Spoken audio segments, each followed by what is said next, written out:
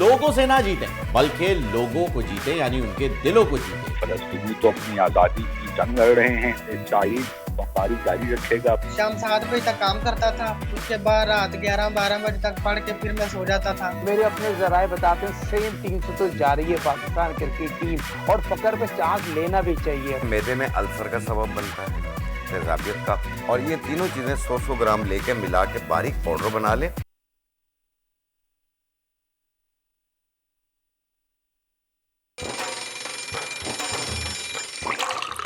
आजकल सबकी ही सुबह आउट ऑफ कंट्रोल है, दुनिया बोल है, पूरी दुनिया बोल है। अस्सलाम वालेकुम नाज़रीन, प्रोग्राम में आपको खुशामदीद कहेंगे। मैं हूं आपके साथ सहरिश ज़ुहैब और मेरे साथ मौजूद है फ़हीम खान, और मेरी तरफ से आपको गुड मॉर्निंग, सुबह खैर। गुड मॉर्निंग जी, बहुत बहुत अच्छी और ख़ूबसूरत सुबह, क्योंकि हर सुबह जो है वो एक ज़िंदगी का नया आगाज़ होता है। एक छोटी सी मुख्तसर सी मौत के बाद जो है वो एक ज़िंदगी आपको मिलती है। तो इस सुबह का आगाज़ जो है हमारी कोशिश ये होती है कि हम एक अच्छी बात से करें, जो कि आपके साथ शेयर करें। हो सकता है कि जी हमारी इस बात से आपका भी भला हो जाए, और अगर आपका भला हो जाएगा तो फिर हम कामयाब हो जाएंगे। आज की अच्छी बात है जी कि खुशगवार ज़िंदगी गुजारना चाहते हैं तो लोगों से ना जीतें बल्कि लोगों को जीते, यानी उनके दिलों को जीते। लोगों पे ना हंसें बल्कि उनके साथ मिल के हंसें और उनकी खुशी में खुश रहें। ये एक बड़ा ही अलमिया है कि हम लोगों को खुश देखकर खुश नहीं होते बल्कि जलने लग जाते हैं। अच्छा, वैसे फ़हीम, अगर हम अपने बचपन की बात करें तो तब हम देखा करते थे कि हमारे नेबर्स जो हमारे इर्द गिर्द रहने वाले होते थे, हमारी खुशी में हमारे साथ खुश, हमारे गम में हमारे साथ। अगर हमारे यहाँ अल्लाह न करे कोई ऐसी बात हो गई है तो उनके घर के दरवाजे खुले होते थे, खाना बनाया जाता था कि नहीं भाई उनके घर परेशानी है। 3 दिन तक अगर कोई मैयत हो जाए तो चूल्हा नहीं जलता था, ये रिवाज होता था। 3 दिन तक पड़ोसियों के यहाँ से खाना आता था, बिल्कुल ऐसा ही रहता था। अब चूंकि घर बड़े होते जा रहे हैं, लोग अलग होते जा रहे हैं, पता नहीं होता साथ वाले घर में क्या हो रहा है। बड़ी खूबसूरत बात की थी किसी ने कि जब एक कमरे में 4 लोग रहते थे तो बड़े जुड़े हुए थे, और जब 4 कमरों में 4 लोग रहने लगे तो इस तरीके से बिखर गए कि पता ही नहीं चल रहा है कि कौन कहाँ है और कहाँ नहीं। खैर, बड़ी खबर की जानिब बढ़ते। हमास की ऑपरेशन लक्सा तूफान ने इसराइल को हैरान कर रखा है। 3 रोज़ा झड़पों में 900 से ज़ायद इसराइली मारे जा चुके। दर्जनों हमास की कैद में 4 इसराइली यरगमाली इसराइली फ़ौज की गोलाबारी से हलाक। फ़लस्तीनी शहदा की तादाद 700 के करीब है। हमास की इसराइली हमले ना रुकने की सूरत में इसराइली कैदियों को मारने की धमकी।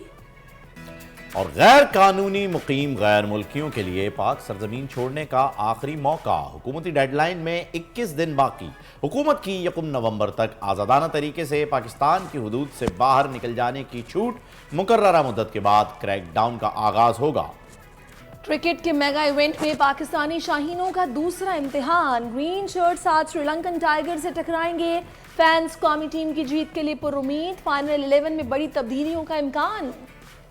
और कराची सेंट्रल जेल के कैदी का अपनी गलती का अजाला। बंदूक छोड़कर ब्रश उठाया और फनपारों में बनाया कर ऐसा कमाया कि वालिदैन की उम्रे की अदायगी की ख्वाहिश पूरी करा दी। एजाज तस्लीम की कहानी उन्हीं की जुबानी आज प्रोग्राम का हिस्सा होगी।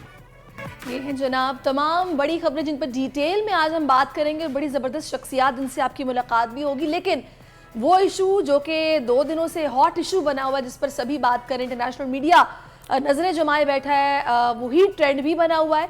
तो टॉप ट्रेंड है जनाब हैशटैग हमास, और तकरीबन इसमें हर कोई ट्वीट कर रहा है और इसराइल के हवाले से बात की जा रही है। गज़ा पर मुसलसल 4था रोज़ है और हमले जारी हैं। गज़ा की पट्टी पर इसराइली जंगी तैयारों की बमबारी जारी है। 1000 से ज़ायद फ़ज़ाई हमलों में ख़वातीन और बच्चों समेत 700 से ज़ायद मासूम शहरी शहीद हो चुके हैं। नेतन्याहू ने जंगी जराइम का एतराफ़ कर लिया। गज़ा में निहित्ते शहरियों पर बमबारी की फुटेज अपने अकाउंट से शेयर कर दी। इसराइल ने मगरबी किनारे को मुकम्मल बंद कर दिया, जिसके बाद लाखों फ़लस्तीनी महसूर हो गए। खाने पीने की अशिया नायाब हो गई हैं, और अब तक तकरीबन इसमें 53,86,000 से ज़ायद सारिफीन ट्वीट्स कर चुके हैं। आपको पता है फ़हीम, बाकायदा तौर पर यहाँ पर पानी, बिजली, हाँ, सब कुछ बंद कर दिया गया। और वहाँ पर जितने जर्नलिस्ट हैं उनको मैंने सुना है, वो ये बता रहे हैं कि सबसे डेंजरस जो चीज़ है वो फ़िज़ाई हमले हैं, कि बैठे बैठे जनाब आप पर वो बॉम्ब गिरता है और आपको पता ही नहीं, ज़्यादा मुतासिर बच्चे और ख़वातीन हो रहे हैं। काफ़ी वीडियोस जो हैं वो वायरल हो चुकी है सोशल मीडिया के ऊपर कि लोग अपनी गाड़ियों को सड़क पर छोड़कर भाग जाते हैं जब उन्हें पता चलता है, सायरन बजता है कि जी बम्बारमेंट स्टार्ट हो गई है। तो बाकी जंग की सूरत हाल है जी, और जंग में तो अमन कहीं पर भी नहीं हो सकता है। जंग शुरू हो चुकी है और हमारी दुआ और ख्वाहिश दोनों यही है कि अल्लाह ताला फ़लस्तीन के निहत्ते मुसलमानों, मासूम मुसलमानों की गैब से मदद फरमाए। अगले हैशटैग की जानिब बढ़ते हैं जी। पाक वर्सेस श्रीलंका, जो कि पाकिस्तान बमुकाबला श्रीलंका ट्रेंड में शामिल हो चुका है। लंकन टाइगर्स के खिलाफ ट्रेंड में सार्फिन आज कौमी टीम की जीत के लिए पुरअज़म दिखाई दे रहे हैं। श्रीलंका के खिलाफ मुकाबले की तैयारियों को फाइनल टच देने के लिए शाहीनों का भरपूर प्रैक्टिस सेशन भी हुआ, जबकि टॉप ट्रेंड में 9000 से ज़्यादा सार्फिन ट्वीट कर चुके हैं। श्रीलंका की लास्ट परफॉर्मेंस जो थी इसके साउथ अफ्रीका के खिलाफ, वो देखने के बाद पाकिस्तानी बेंचेस में जो है वो हलचल मच गई होगी। डेफिनेटली ड्रेसिंग रूम का माहौल भी आज चेंज होगा। बाय द वे आपको क्या नजर आ रहा है, आप क्या प्रेडिक्ट करेंगे आज के मैच को लेकर? देखिए जी, हम तो पाकिस्तानी हैं, दिल से पाकिस्तानी। हम चाहते हैं कि पाकिस्तान जीते बिकॉज वी ब्लीड ग्रीन जब क्रिकेट का सीजन शुरू हो जाता है तो। लेकिन पाकिस्तान को जीतने के लिए हमारे कप्तान को दोस्तियां छोड़नी होंगी और कुछ अहम फैसले लेने होंगे, जिसके अंदर एक बड़ा अहम फैसला ये होगा कि आज वो फखर जमान की जगह अब्दुल्ला शफीक से ओपन कराएं। अगर वो करवाते हैं तो डेफिनेटली वो चाहते हैं कि कुछ चले जी, मैं देखूंगी कि आज फिर क्या होता है। और क्योंकि मेरी शाम में आज मुलाकात होगी नाजरीन से वर्ल्ड कप की ट्रांसमिशन में भी। एनी हाउ, जो अगला हैशटैग है उसकी तरफ बढ़ते हैं। तो ज़ैनब अब्बास हैशटैग भी इस वक्त ट्रेंड में शामिल है। ज़ैनब अब्बास हमारी स्पोर्ट्स जर्नलिस्ट जिनके चर्चे हो रहे हैं वर्ल्ड कप में। पाकिस्तानी प्रेजेंटर ज़ैनब अब्बास ने हिफाजती इक़दाम की बिना पर भारत छोड़ दिया, जिसकी ICC ने भी तस्दीक कर दी है। और भारत छोड़ने की वजह क्या है, ये इनकी साबिका कुछ ट्वीट्स थी या वजह कुछ और है। कुछ सारिफीन ने ट्रेंड में उन्हें डिपोर्ट करने की मजम्मत की है और इस ट्रेंड में अब तक 15,000 से ज़ायद सारिफीन ट्वीट्स कर चुके हैं और ये बड़ी अजीब सी बात है। मैं बार बार कहती हूँ कि भारत को क्रिकेट में पॉलिटिक्स को इन्वॉल्व नहीं करना चाहिए और ये पॉलिटिक्स ही हो रही है कि वो ट्वीट्स।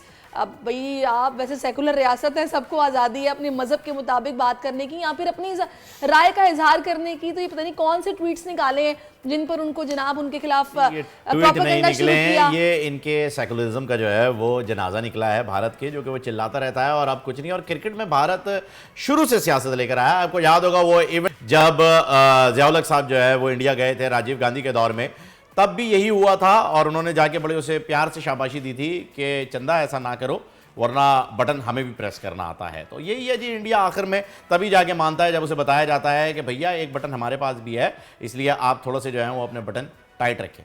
सही बात है। एनी हाउ, अब जनाब हमें बात करनी है इजराइल और फ़लस्तीन में जो जंग का सिलसिला शुरू हो गया उस पर, और रॉकेट हमले बराबर जारी हैं। इजरायली दिफाई पोजीशन लेने पर मजबूर हो गए। इसी पर बात करने के लिए साबिक सफ़ीर है अब्दुल बासित साहब, वो हमें ज्वाइन कर चुके हैं। अब्दुल बासित साहब, thank you so much for your time.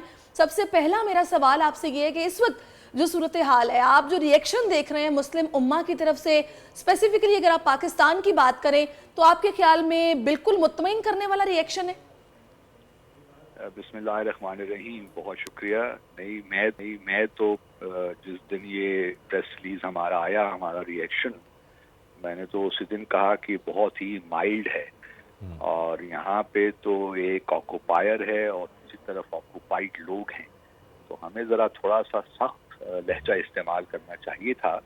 और यहाँ दिखाई ये देता है कि मुस्लिम दुनिया बाय एंड लार्ज वो इस वक्त ये तो बात कर रही है सीज फायर ख़त्म कर दे। ठीक है, सीज फायर होना चाहिए, उसमें कोई शक नहीं है, और जो सिविलियंस हैं ये हलाकतें भी नहीं होनी चाहिए। लेकिन ये तो कोई, मैं समझता हूँ, मुनासिब नहीं है कि आप इसराइली और फ़लस्तीनियों को एक ही सफ में खड़ा कर दें। इसराइल पिछले 75 सालों से गाज़िबाना कब्जा कर रखा है उन्होंने, और फ़लस्तीनी तो अपनी आज़ादी की जंग लड़ रहे हैं और एक बैनुल-अक़वामी कानून है बिल्कुल उसके मुताबिक लड़ रहे हैं, UN चार्टर है उसके मुताबिक लड़ रहे हैं। बिल्कुल। अच्छा बासित साहब, आपने अभी ये बात की कि रिएक्शन माइल्ड था, चूंकि आप इन मामलात को ज़्यादा बेहतर समझते हैं।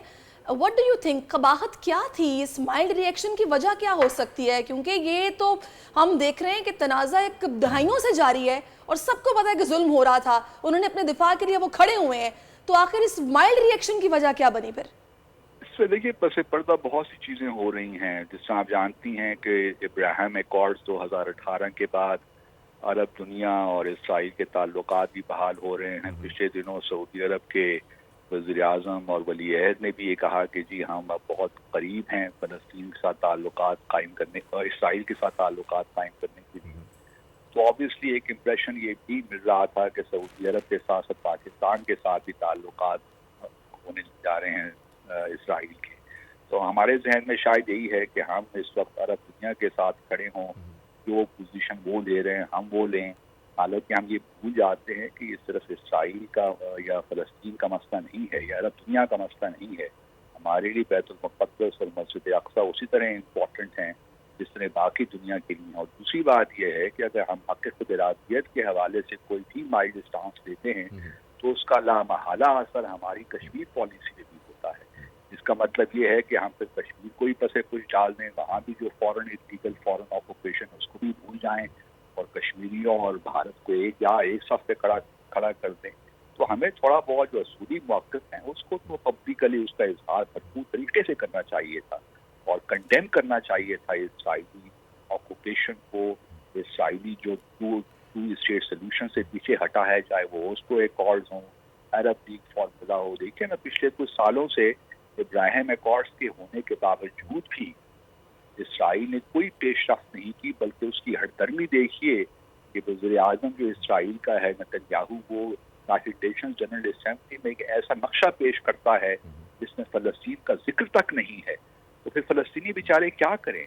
बिल्कुल मिटा दिया गया है अब्दुल बासित साहब, और फ़लस्तीनी क्या करें ये अभी तक पता नहीं चल रहा है। एक परसेप्शन ये दिया जा रहा है कि जी आम आवाम को जो है वो वहाँ पे मारा जा रहा है, हमास की जानिब से हमले हुए हैं जिसके अंदर आम शहरी भी मरे हैं। भाई एक कहा यह जाता है कि जी every action has an equal और अपोजिट रिएक्शन। तो ये तो रिएक्शन है जो कि हमास की जानिब से आया है, और ये कई दहाइयों से जो जुल्म किया जा रहा था मजलूम फ़लस्तीनियों के ऊपर, जिसके ऊपर आवाज़ उठाई जा रही थी डिफरेंट फोरम्स के ऊपर। और पाकिस्तान का तो पासपोर्ट अब कुछ गिनती के ही पासपोर्ट्स में रह गया है, आप इसकी तस्दीक कर दीजिएगा, शायद वाहिद पासपोर्ट है जो कि इजराइल के लिए हम अलाउ नहीं करते। उसके बावजूद जब ये रिएक्शन आया है हमास का, तो इसे ऐसी शक्ल दी जा रही है कि कोई बहुत बड़ा टेररिज्म अटैक हो गया है, क्योंकि उन्होंने अपना 9/11 भी डिक्लेयर कर दिया इसे।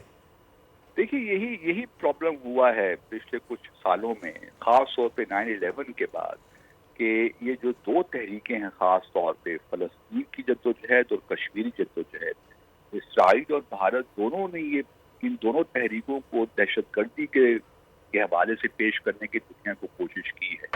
और इसीलिए हम देखते हैं कि हमास जो है तो यूनाइटेड नेशंस में तो नहीं है टेररिस्ट ऑर्गेनाइजेशन, लेकिन आप बाकी मगरबी ममालिक देखिए, बल्कि भारत को भी देख लीजिए, उन्होंने हमास को टेररिस्ट ऑर्गेनाइजेशन करार दे रखा है। और इस तरह कश्मीर में आप देखिए जो हिज़्बुल मुजाहिदीन है, जो कि बिल्कुल इंडिजिनस लोकल तहरीक है, उसको भी यूएस ने और बाकी ममालिक ने टेररिस्ट ऑर्गेनाइजेशन करार दे रखा है। तो हमारे लिए बड़ा ज़रूरी था कि हम चीज़ों को सही पर्सपेक्टिव में रखते हैं कि यहाँ पे एक फॉरेन ऑक्यूपेशन जो है वो जारी है पिछली कई दहाइयों से। फ़लस्तीनी अपनी जद्दोजहद कर रहे हैं, और ये हमास का मामला भी नहीं है कि हमास या इसराइल का मामला है। अगर आप देखिए वेस्ट बैंक में, रमल्ला में, वहाँ भी खुशियाँ जश्न मनाया जा रहा है कि चलिए जी हमने कोई ताकत तो दिखाई, हमने इसराइल को नुकसान तो पहुंचाया। जो एक हवा बना हुआ था इसराइल इनविंसिबल है, कोई उसमें अटैक नहीं कर सकता, तो कम से कम एक तहरीक ने, और ये बात भी याद रखिए कि इस किस्म की जो तहरीकें होती हैं उनमें अप्स एंड डाउन्स आती हैं, लेकिन ये बिल्कुल तौर पर इनको डेसिमेट नहीं किया जा सकता, क्योंकि ये अपना एक खुद मिजाज रखती हैं। और इसराइल और भारत, मैं समझता हूँ कि दोनों मालिक को चाहिए कि वो सीरियसली इंट्रोस्पेक्ट करें। अगर बिल्कुल आपने बासित साहब ठीक कहा। अच्छा बासित साहब, मुझे ये बताइएगा कि जैसा कि अभी हमने जिक्र किया कि इसको 9/11 करार दिया जा रहा है, मैं इसके रिपरकशंस पर आऊंगी कि 9/11 की जहां बात हो रही है तो कुछ सहाफ़ी तज्जिया करते हुए ये भी कह रहे हैं कि ये मज़ीद मुश्किलात भी अपने लिए पैदा करने वाली बात हो गई है। आपको याद होगा कि जब 9/11 हुआ था, अफगानिस्तान के साथ जो कुछ हुआ, या जिस तरह फिर एक धकेल दिया गया एक जंग में मुस्तकिल तौर पर, आप इसके असरात क्या देख रहे हैं? देखिए, इस वक्त जो इसराइल की हुकूमत है वो फार राइट हुकूमत है, और बेंजामिन नेतन्याहू जो है वो भी इस वक्त करप्शन में घिरा हुआ है। उसको भारत एक डोमेस्टिक चीज चाहिए, और वो थोड़ी बहुत डेफिनेटली एस्केलेट करेगा सिचुएशन को कुछ दिनों के लिए, लेकिन मेरा अपना ख्याल ये है कि इसको ज्यादा थिएटर एक्सपैंड नहीं होगा, क्योंकि इसराइल के जो लॉन्ग टर्म मकासद है वो नहीं चाहेगा कि इस वक्त सऊदी अरब के साथ जो उनके मामला चल रहे हैं वो बिल्कुल ऐसी नहज पे पहुंच जाएं जहां पे उनको रिवाइव करना बहुत मुश्किल हो इस सारे डायलॉग प्रोसेस को। तो वो थोड़ा सा एहतियात से काम लेंगे। नेतन्याहू, अमेरिका वगैरह सारे कोशिश करेंगे, क्योंकि लेकिन इससे ये, अगर इन्होंने वॉर थिएटर को एक्सपैंड कर दिया, मिसाल के तौर पर स्टेट ऑफ हॉर्मुज़ में ईरान पे उनके जहाज़ों पे कोई हमला कर दिया, या फिर दैट मैटर लेबनान जो है उस पर तो हिजबुल्लाह जो है या उनके साथ तो कुछ गड़बड़ शुरू हो गई है लेबनान के बॉर्डर, इसराइली बॉर्डर में। लेकिन मेरा अपना ख्याल ये है कि इसराइल बमबारी जारी रखेगा अपनी जगह पे, वहाँ पे उनको ब्लॉकेज भी उनका रहेगा, ह्यूमैनिटेरियन कॉरिडोर भी नहीं खुलने देगा इजिप्ट की तरफ फिलहाल।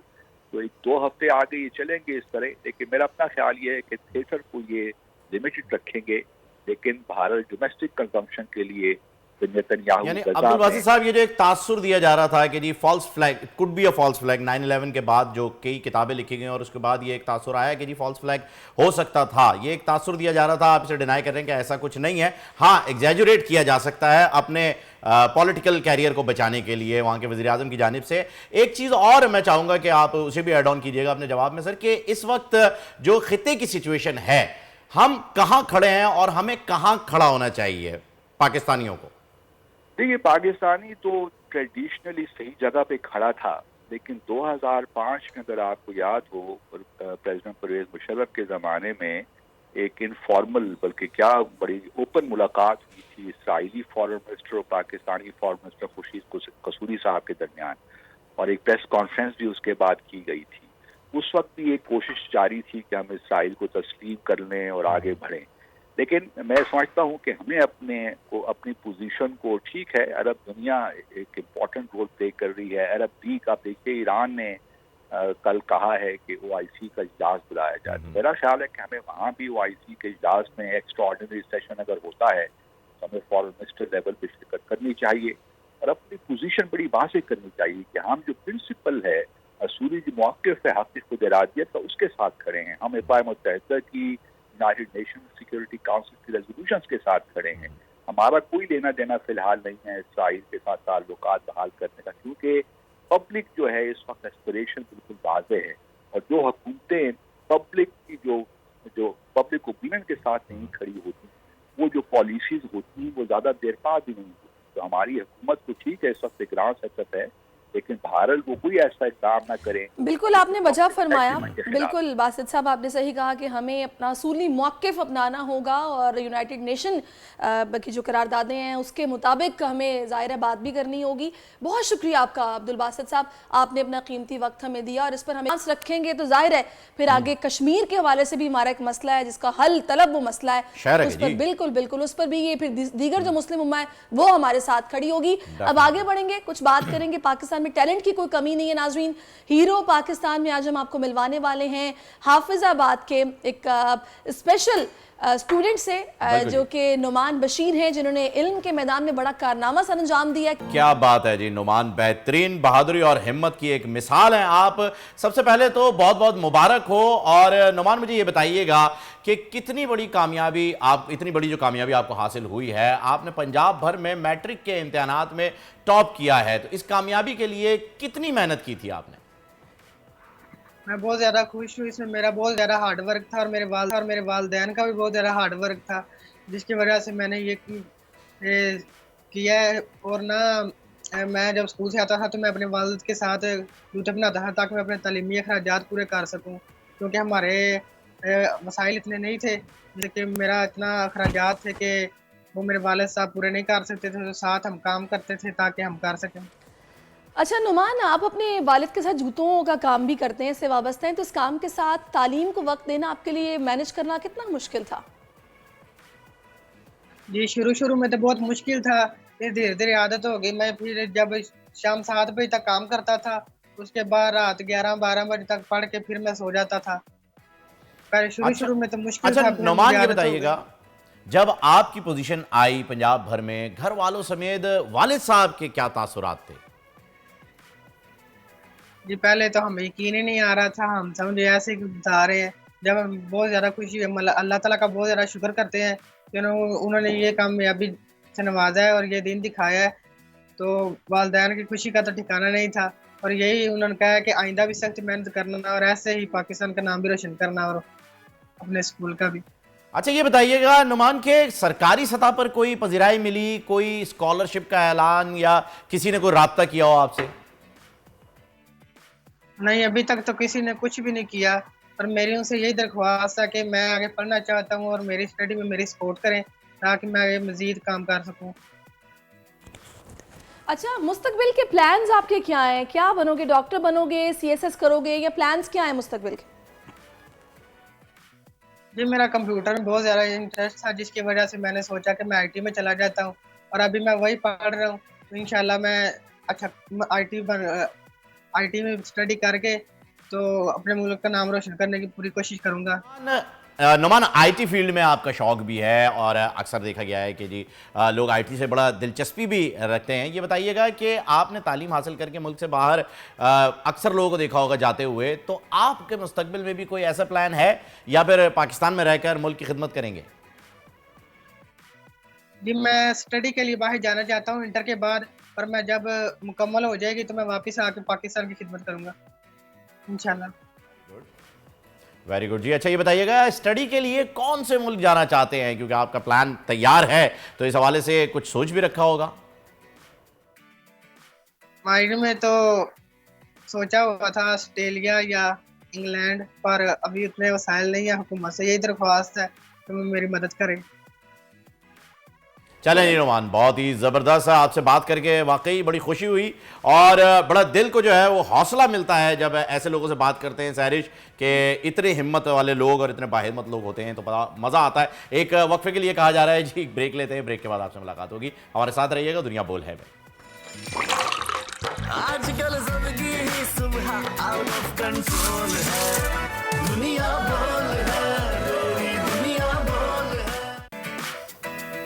वेलकम बैक जी, एक मरतबा फिर आपको खुशामदीद कहते हैं दुनिया बोल है में। और अब वक्त आ गया है उस मेगा इवेंट का जिसका सबको इंतजार है। आईसीसी वर्ल्ड कप में आज पाकिस्तान का मुकाबला श्रीलंका से होगा। पाकिस्तान अपना पहला मैच जीत चुका है, लेकिन आज का मैच इसलिए भी खास होगा क्योंकि इस इवेंट में पहली बार कौमी टीम एक बड़ी टीम से मुकाबला करने जा रही है। और इससे पहले वार्म अप मैचेस में पाकिस्तानी टीम की परफॉर्मेंस इंतहाई खराब रही थी। आज ये मैच दोपहर 1:30 बजे हैदराबाद दक्कन के राजीव गांधी इंटरनेशनल स्टेडियम में शुरू होगा, लेकिन उससे पहले अभी एक टॉस हो चुका है, उसके बारे में भी आपको अपडेट कर देते हैं कि बांग्लादेश ने टॉस जीतकर फील्डिंग का फैसला कर लिया है। आज डबल हेडर मैचेस हैं, 2 मैचेस हैं। पहले मैच जो है वो शुरू होने वाला है और दूसरा 1:30 बजे शुरू होगा। खैर, एक्सपर्ट हमारे साथ मौजूद है। धर्मशाला स्टेडियम में है और बांग्लादेश का वो इंग्लैंड के साथ धर्मशाला में हो रहा है। बिल्कुल, और ये राजीव गांधी जो स्टेडियम है वहां पर पाकिस्तान का श्रीलंका के साथ मैच होगा। तो अब हमें ज्वाइन कर चुके क्रिकेट एक्सपर्ट साजिद खान साहब, तो उनसे पूछते हैं कि उनकी नेक तमन्नाएं तो होंगी ही, लेकिन राय क्या है उनके ख्याल में, किस गेम प्लान के साथ मैदान में उतरना चाहिए, उनकी टीम बड़ी है। अस्सलाम वालेकुम साजिद साहब। कुछ लोग उन्हें मिले और कुछ। अस्सलाम वालेकुम साजिद साहब। फ़हीम भाई को वालेकुम सलाम, फ़हीम खान को और शहरी आपको दोनों को बहुत बहुत सलाम यकीनी तौर पर। जिस तरह फ़हीम भाई ने इंट्रो में तमाम चीज़ को कवर किया, शहरी बहुत इंपॉर्टेंट मैच है वर्ल्ड कप का। ये मैच पाकिस्तान और श्रीलंका के दरमियान जो खेला जाएगा, वर्ल्ड कप की तारीख में पाकिस्तान ने 7 दफ़ा श्रीलंका को हराया है। तो ये भी बताना ज़रूरी है, वर्ल्ड कप जितने भी हुए हैं पाकिस्तान और श्रीलंका के दरमियान, तो पाकिस्तान 7 के 7 वर्ल्ड कप के मैचेस जीते हैं। आज जहां हैदराबाद दक्कन में जब मैच खेला जाएगा, टॉस बहुत इंपॉर्टेंट होगा और पिच जो है, जो हम बताते हैं, हमारे अपने ज़राए बताते हैं, पिच उस तरह की नहीं है जिस तरह की होना चाहिए। बैटिंग पैराडाइज नहीं होगा, पिच नंबर 2 पे खेला जाएगा और स्पिन ट्रैक होगा। बॉल जो है थोड़ा स्लो टर्न होता है और यहाँ पर पाकिस्तान क्रिकेट टीम को, मैनेजमेंट को, जो मेरे अपने जराए बताते हैं, सेम टीम से तो जा रही है पाकिस्तान क्रिकेट टीम। और फकर पे चांस लेना भी चाहिए, फकर पे चांस इस तरह लेना चाहिए, आप इतना सर्व कर लिया। और फकर एक ऐसा प्लेयर है जो लंबे रन बना सकता है। भाई कब बनाएगा वो खिलाड़ी, लंबे रन कब बनाएगा? बच्चों की उम्रें निकली जा रही हैं, बड़े हो रहे हैं, केजी में पढ़ने वाले बच्चे प्राइमरी में आ गए, प्राइमरी वाले सेकेंडरी में। चाहते हैं कि उनकी बालों में चांदी आ गई को ट्राई किया जाए। जी, जब मौजूद है आपके पास बैकअप, तो फिर क्या कब तक सुनते रहेंगे हम कि वो लंबी गेम का खिलाड़ी है? देखें फ़हीम भाई, शहरीज, हमने जब आप दोनों को याद होगा ऑन रिकॉर्ड मैच है, फहीम खान ने कहा था, मैंने कहा था अब्दुल्ला शफीक खेलेगा, तो बिल्कुल। फहीम ने बोला था ये खेलेगा, क्या नाम है, फकर खेलेगा। जी। तो बात क्या हो रही है, अब्दुल्ला शफीक तो खेलेगा और डंके की चोट पे खेलेगा। दो आप चले, मैं आपको अंदर की बात बता दूं, मिसबाह उल हक और आमिर सुहेल जो दो साबिक कप्तान हैं, मिसबाह तो कमेटी में मौजूद हैं, आमिर सुहेल पीसीबी के बहुत जो चेयरमैन साहब के साथ बहुत करीब है, तो उन्होंने स्ट्रेट वे कह दिया आप उसको खिलाना है अब्दुल्ला शफीक को। मगर मेरे अपने जराए बताते हैं पाकिस्तान क्रिकेट टीम की जो मैनेजमेंट है, कप्तान है, वो माइंड सेट कर चुके हैं, बहुत से बहुत हो सकता है एक ही चेंज हो, अब्दुल्ला शफीक आ जाए फकर की जगह। अगर ये भी ना करे तो रिजवान को शायद ओपनर ट्राई कर लें, मगर चलें आप थोड़ा सा और कर लें, 3 स्पिनर से चले जाएं, 2 फास्ट बॉलर से चले जाएं। मैं समझता हूँ पाकिस्तान के पास एक रेगुलर राइट आर्म स्पिनर आपके पास मौजूद है और बहुत talented right arm leg spinner है। उसामा मीर ने बहुत ही आउटस्टैंडिंग क्रिकेट खेली है। अगर आपको मैच जीतना है और उस लड़के में इतना टैलेंट है और ब्रेक भी है और नेप भी है, तो मैं समझता हूँ उसको खिला दें तो ज्यादा बेहतर होगा। मगर वही बात है, मैं ना मानूं मगर सर से पानी ना गुजर जाए, बहुत इंपॉर्टेंट है। मगर आज आपको मैच डू एंड डाई वाला मैच है। साजिद भाई, उसामा मीर की आप बात कर रहे हैं, जब वो 2 विकेटें ले चुका था, 5 ओवर के बाद उसे अगला ओवर नहीं दिया। शादाब के जो ओवर पिटे चले जा रहे थे, 10 के 10 ओवर उससे करवा दिए थे। तो ये भी तो देखे ना आपके यहाँ पर जिस तरीके से आप बॉलर्स को ट्रीट कर रहे हैं, ये भी तो एक ज्यादती है ना। क्या ठीक है, अगर आप वाइस कैप्टन हैं, आप अच्छे परफॉर्म नहीं कर पा रहे, अच्छी बॉलिंग नहीं कर पा रहे, आप बहुत ही बेहतरीन खिलाड़ी हैं, बहुत ही बेहतरीन फील्डर हैं, आप ग्राउंड पे रहें, आप क्यों खामखा जो है वो ओवर लेने के लिए आगे आ रहे हैं? देखें फहीम और शहरीज, ये ज्यादतियों का मेरिट का कत्ल तो सौ शकील ने लोगों के मुंह बंद कर दी है। अगर उसको ना खिलाते, इंजी वहां जाके नहीं पहुंचे, चीफ सिलेक्टर ऑफ पाकिस्तान वापस आ रहे हैं, इंजी ने वहां जाके सौ शकील को खिलाया। क्रेडिट जो हेड कोच है, जो आपके बहुत ही शहीद हैं, मिक्की जिनका नाम है, वो पाकिस्तान क्रिकेट टीम को सौ शकील को खिलाने का क्रेडिट ले रहे हो। क्रेडिट आपको किस बात कर दिया? अगर आपको खिलाना था उस बच्चों को एशिया कप में खिला देते। मगर मैं आपके इस प्रोग्राम के तवज्जो से शहरी जो फहीम के सामने कह दूं, आज यकीनी तौर पर वो सेंचुरी बना देगा। जो उसकी फॉर्म है और जो बॉल और बैट के दरमियान वो खेलने का जज्बा रखता है ना, देखिए वो अटैकिंग क्रिकेट, आउट होने से डरता नहीं है और बॉल की साजिद साहब, विन जो प्रोबेबिलिटी है ना, वो मैं देख रही हूँ हमारी है 66% और 34% है श्रीलंका की। तो अल्लाह करे कि ऐसा ही हो कि हम आज का मैच जीत जाएं। लेकिन एक और नाखुशगवार वाकया जो कि इस मैच से पहले पेश आया, जिसके बाद कुछ लोग तो ये कह रहे हैं कि हमें गैरत का मुजाहरा करना चाहिए, पूरी टीम को ही वापस आ जाना चाहिए, इवेंट ही छोड़ देना चाहिए। वो हमारी स्पोर्ट्स जर्नलिस्ट ज़ैनब अब्बास, जो कि वहाँ पर प्रोपेगेंडे और मुश्किलात का सामना करते हुए वापस आ गई हैं या उनको भेज दिया गया है। जो भी ये कॉन्स्पिरेसी हुई है, इस पर आपकी राय क्या है? देखिए, जैनब तो दुबई में मौजूद है, आईसीसी के हेड क्वार्टर है, वहाँ पर मौजूद है। बहुत बड़ी ज्यादती है। जैनब अब्बास पाकिस्तान की वर्ल्ड की बेहतरीन, बहुत ही आला उसने अपने आप को मनाया। ग्राउंड में जो लिबर्टी है, उसने जो अपनी एबिलिटी से अपने आप को मनाया। मगर ये आईसीसी ने हाथ खड़े कर दिए और जो वो बात कह रहे हैं वो 8-9 साल पुरानी बात है। और पाकिस्तान के तमाम जर्नलिस्ट हमारे सफीर है और तमाम उन जर्नलिस्ट को वीजा नहीं दी जा रहा। मेरे अपने जराए बताते हैं शायद इनको हफ्ते के बाद जो 14 तारीख का मैच होगा उसके बाद इनको वीजा दे देगा। मगर मैं अपने तमाम उन जर्नलिस्ट को बोलूंगा आप ना जाएं, बाइकआउट करो। ज़ैनब अब्बास के साथ जो सलूक किया है, जो दोहरी पॉलिसी है, और पाकिस्तान के साबिक क्रिकेट बोर्ड के चेयरमैन वहां पर मौजूद तो है, उनको बीच में आना चाहिए था, वकार को बीच में आना चाहिए था, उनको ग्राउंड छोड़ के आने की इजाजत नहीं देनी चाहिए। तो उनको भी छोड़ के आ जाना चाहिए, वो भी तो कमेंट्री कर रहे हैं, वकार और रमीज, उनको भी तो छोड़ देना चाहिए मुल्क के खातिर। मुल्क से बढ़ के तो कोई चीज नहीं। मगर हम साजिद भाई देखें, ये तो मिजाज है इंडिया का है, इस पे मेरे ख्याल में हमें यही सोच करके जो है वो शुक्र अदा कर लेना चाहिए कि वहां शाहरुख खान, सलमान खान को Z+ सिक्योरिटी लेनी पड़ रही है। एक्सट्रीमिज्म का ये रिवाज हो गया है। तो फिर ज़ैनब ने जो ट्वीट किया था, भले 8 साल पहले किया, जब भी किया, वहां का माइंडसेट ही ऐसा है, वो अपनी आवाम को नहीं संभाल सकते। वहां की लॉ एंड ऑर्डर की सिचुएशन ऐसी नहीं है, मजबूर है, वो क्या करें एक्सट्रीमिस्ट के हाथों। उनके पास जो वजीर आजम बैठे हुए हैं वो खुद गुजरात के बुचर कहलाने वाले वजीर आजम है। तो ये तो फिर एक माइंडसेट को अगर हम फॉलो करेंगे तो हमें पता चल जाएगा कि पैटर्न क्या चल रहा है। आज के मैच पे बात करते हैं। सर, क्या लगता है आपको, हमें स्पिनर्स को ज्यादा से ज्यादा मौका देना चाहिए? क्योंकि इंडिया और ऑस्ट्रेलिया के मैच को देखने के बाद हमें पता चल गया है कि इस वर्ल्ड कप में कुछ भी हो सकता है।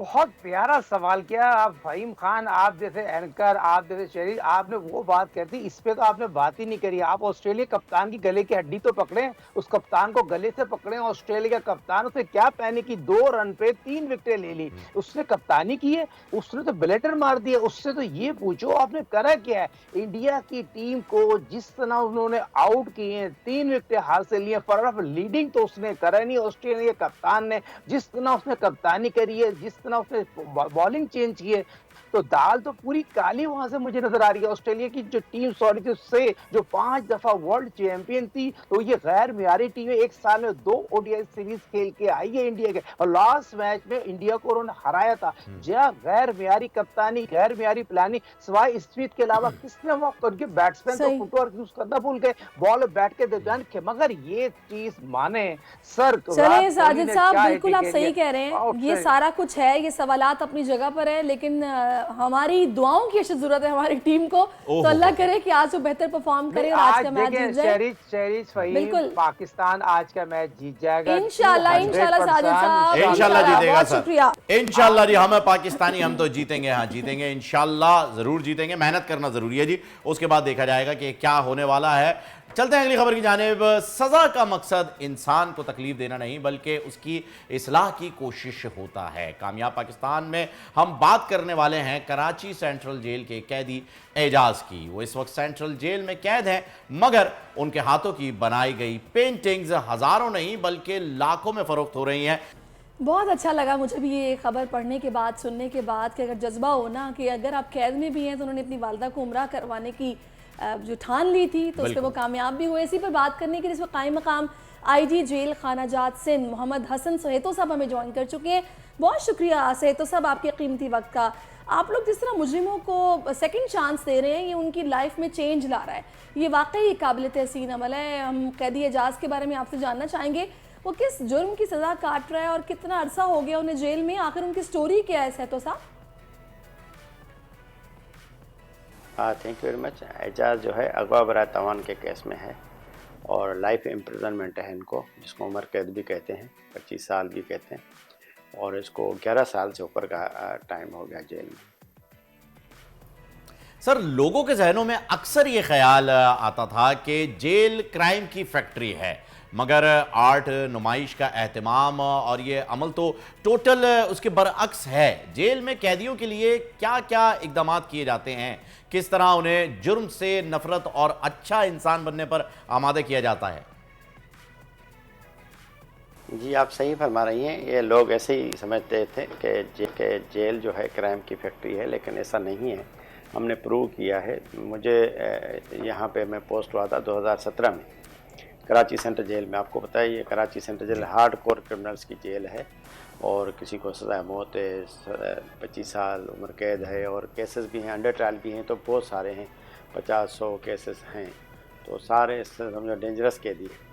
तो सबसे पहले तो इनको वो 2017 में आपको पता होगा कि 2 हाई प्रोफाइल कैदी एस्केप करके गए जी। तो उसके बाद डिसिप्लिन में लाना था इनको, डिसिप्लिन में लाया हूँ। मेरा अल्हम्दुलिल्लाह एक रिकॉर्ड अच्छा था कि ये ऑफिसर जो है इंसाफ करने वाला है, तो वो कैदी पहले तो डिसिप्लिन में आ गए और फिर मैंने इनको क्लासेस हमारे पास मौजूद थे, लेकिन वो ख़त्म होने के करीब आ चुके थे। तो जो कंप्यूटर क्लास 1 थी उसको मैंने 3 कर दिया, एनहांस कर दिया। जो फाइन आर्ट्स की 1 थी उसको 3 से 4 कर दिया। लैंग्वेज क्लासेस हैं हमारे पास, हिंदी, उर्दू, इंग्लिश। अभी तो 3-4 महीने से मैंने चाइनीज़ स्टार्ट की है, और अब अल्हम्दुलिल्लाह इंशाल्लाह हम अरबिक पढ़ाने जा रहे हैं। हमने अल खिदमत ट्रस्ट को रिक्वेस्ट की है, वो अरेंज करेंगे टीचर। और जेल में जो टीचर है वो एक दफ़ा ही आता है, 2-3 महीने के बाद फिर टीचर ये खुद बन जाते हैं। क्या बात तो है। फाइन आर्ट्स भी 2007 से था, लेकिन मैंने इसको 2017 से एक और शेप दे दिया और कैदियों को कायल किया कि आप आओ, इस तरफ आओ, क्राइम ना करो। तो जेलों में जो पहले फैक्ट्री कहती हैं क्राइम की, तो वो क्रिमिनल उनको अट्रैक्ट करते थे। अब अल्हम्दुलिल्लाह जेल में कोई इतना क्रिमिनल को लिफ्ट नहीं मिलती जितनी इन मुसव्वरों को लिफ्ट मिलती है, तो वो लोगों को यही अट्रैक्ट कर रहे थे। अच्छा, आप कहते हैं कि जुर्म से नफरत करें, इंसान से नहीं। सवाल ये है कि अगर एक कैदी जेल में अच्छा बर्ताव करे और अच्छा शहरी बनने की कोशिश करे तो कानूनी तौर पर उनकी सजाएं भी कम हो सकती हैं। जी जी, सज़ाएँ देखो, सज़ाएँ जब हो जाती हैं कानून के मुताबिक ही होती हैं, उसके बाद इसको ख़त्म होना है कानून के मुताबिक। तो इस एक सिलसिला इनका रिमिशन सिस्टम, जिसको माफ़ी कहते हैं कि सज़ा में कमी, वो बाकी कैदियों को 4 दिन 6 दिन लगती है। ये जो एजाज वाले हैं ये अभी टीचर बन चुके हैं। तो गवर्नमेंट ऑफ सिंध ने बड़ा अच्छा काम किया कि 2019 में इन्होंने नए रूल्स बनाए हैं, जिसमें टीचर की जो माफ़ी है, रिमिशन है, वो महीने में 10 दिन कर दी है। तो इनको वो टीचर की माफ़ी, आप देखें कि तीसरा हिस्सा तो इनका वैसे ही महीने में कम हो रहा है, तो इनको ये फ़ायदा पड़ रहा है।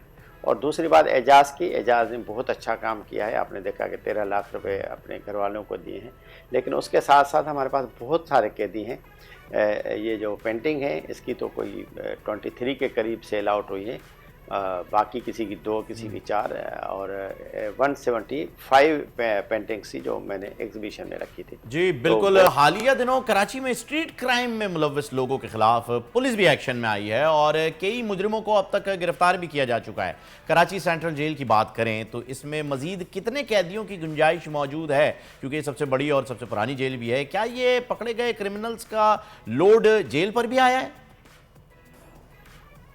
नहीं, लोड तो अल्टीमेटली जेल पर ही आया है। यहाँ पे मैं 99 से सर्व कर रहा हूँ मुख्तलिफ कैडर्स में, लेकिन 4-4.5 हज़ार कैदी रहते हैं। 5,000 बड़ी मुश्किल से, अभी 7,000 के करीब कैदी हैं।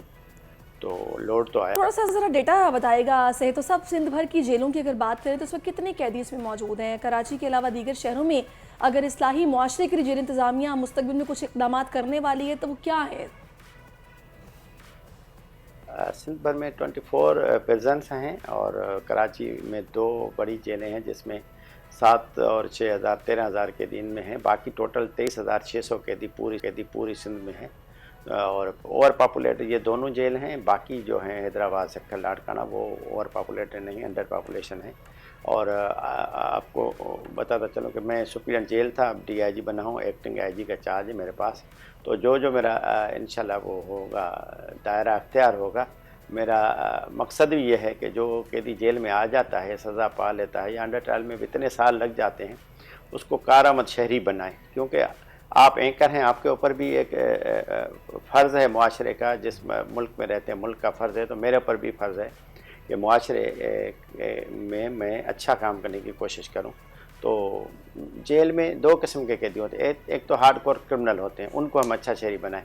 दूसरा देखें, मर्डर में, झगड़े में, डकैती, अचानक कई ऑफेंडर भी होते हैं, वो आ जाते हैं तो वो उनकी फैमिलीज़ बहुत सफ़र करती है पीछे। लाड़काना, सक्खर में आप जाएंगे तो एक मर्डर होता है, एक बंदा मर्डर करता है तो उसके 5 जो फ़र्द घर में मर्द होते हैं, सबके ऊपर केस हो जाती है। 2-2, 4-4 साल वो जेलों में रहते हैं। तो उनकी जो फैमिलीज़ है पीछे, मैं ये कहता हूँ कि मर्डर भी मर्द करता है, मर्डर होता भी मर्द है, लेकिन पीछे जो तकलीफ़ होती है वो बच्चों को और औरतों को होती है, क्योंकि वो मर्द कमाने वाले जेल में आ जाते हैं। तो मेरा ख्याल ये है कि लाड़काना का कैदी अगर पेंटिंग न कर सके तो कम से कम उसको मैं मोटर मैकेनिक बनाऊँ कि जेल से भी पैसे कमाए और जेल से बाहर जाए तो उसको वो बाहर से रहमत हो, जेल में आना उसके लिए अच्छा हो कि मैं जेल गया तो मिस्त्री तो बन के आ गया। तो दुरुस्त फरमा रहे हैं सर, कोई ना कोई काम जो है वो उनकी एबिलिटी के हिसाब से ज़रूर होना चाहिए। आप खुद कायम मकाम IG जेल खाना जात हैं, आपके आने के बाद क्या तब्दीली की सोच रखते हैं आप जेल में? मेरे जहन में यही है, मैं अर्ज़ कर रहा हूँ कि मैं जैसे कराची जेल सबसे बड़ी जेल है, उसको मैं इतना चेंज कर चुका हूँ तो बाकी जेलों को भी कर लूँगा इंशाल्लाह। मुख्तलिफ इलाके के हिसाब से जो काम कर सकते हैं, जिस काम में ये स्किल्ड हो सकते हैं, मैं विज़िट भी करूँगा। सारे सुप्रीडेंट जेल हैं, उनको बुला के एक मशवरा भी करेंगे कि किस जेल में कौन सा काम किया जाए। हैदराबाद है तो वहाँ कौन सा बहुत अच्छा काम किया जा सकता है कि जो छोटे छोटे काम हैं। मैं आपको अर्ज़ करूँ कि मैं 2014 में मलीर जेल में था, तो मलीर जेल में जो वहाँ भी 5-6 हज़ार कैदी हैं। मैंने 2 स्यूंग मशीन जो हैं वो उधार ली थी अपने केशर तो साहब अब हम स्टोरी पर बात करें, वो एजाज की स्टोरी है कि उसने अपनी पेंटिंग से वालिदा को उम्रे की सादत दिलवाई। कितनी ऐसी स्टोरीज हैं जो आपकी नज़र से गुजरी हैं जेल में? बहुत सारी स्टोरीज हैं, मैं बताऊं। आप देखें बाहर कितनी महंगाई है, कितनी बेरोज़गारी है। मेरे पास 2700 के करीब कैदी हैं जो मोती का काम करते हैं। वो 10 से 15 हज़ार रुपये जेल से कमा के बाहर अपनी फैमिली को भेजते हैं। सबसे पहले तो इनको वो लाना पड़ता है इसमें कि भाई आपके प्यारे जो हैं, आपके घर वाले जो हैं, अपनी बच्ची मासूम आप घर छोड़ के आए हो, नौजवान बीवी घर छोड़ के आओ, वालदा ज़ईफ़ बाहर घर छोड़ के आओ, उनका ख्याल करो। तो वो मैंने उनको कैसी हद तक मैं कामयाब गया हूँ उनको समझा कि उनकी फ़िक्र करो। तो ये 10 से 15 हज़ार रुपया आम आदमी जेल से कमा के अगर घर को भेजे तो मेरे ख्याल में तो ये मेरी काम जी बिल्कुल आपने दुरुस्त फरमाया जी कि सबकी मदद करनी चाहिए और बहुत ही ज़बरदस्त काम जो है वो आप कर रहे हैं, आपकी सरबराही में बेहतरीन काम हो रहा है और ये तो एक केस सामने आया है, दीगर भी जो हैं वो ऐसे फन पारे हमें देखने को मिलेंगे। बहुत बहुत शुक्रिया सर, आपने हमें ज्वाइन किया और सारी एक वक्फे के लिए कहा जा रहा है जी बिल्कुल जनाब, एक ब्रेक लेते हैं नाजरीन, ब्रेक के बाद फिर से आपको ज्वाइन करेंगे दुनिया बोल है में। आजकल जिंदगी ही सुबह आउट ऑफ कंट्रोल है, दुनिया बोल है, दुनिया बोल है। जी वेलकम बैक नाज़रीन, और अब एक ऐसे मसले की मैं बात करने जा रही हूँ जो कि आपने भी ऑब्जर्व किया होगा और अपने इर्द गिर्द ही ऑब्जर्व किया होगा। अक्सर लोगों को एक आदत होती है जो कि बहुत बुरी आदत है और कुछ लोग ऐसे भी कहते हैं कि नहुसत होती है। अब पता नहीं नहुसत है या नहीं है, इस पर भी हम बात करेंगे। नाखून काटना लाजमी है क्योंकि नाखून में छिपे हुए जरासीम इंसानी सेहत के लिए इंतहाई मुज़र होते हैं। बल्कि अगर आप नाखून नहीं काटते या बच्चों को वक्त पर नाखून काटने की आदत नहीं सिखाई जा रही होती तो ये शदीद बीमारियों हत्ता कि मौत की वजह भी बन सकता है। तो गांव देहात और छोटे इलाकों में अक्सर अफराद कई रोज़ अपने नाखून नहीं काटते, इंतहाई गंदे उनके नाखून होते हैं जो कि ख़तरनाक बात है।